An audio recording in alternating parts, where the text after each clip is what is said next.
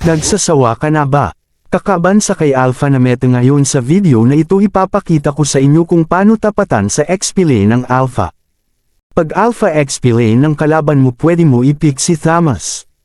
Kahit Meta pa yan walang palagyan sa XP lane.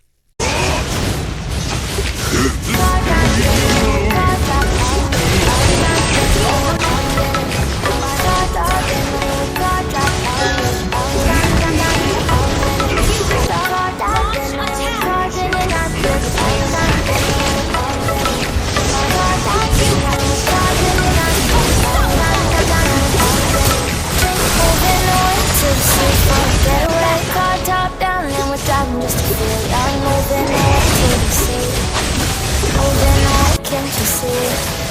Standing with feet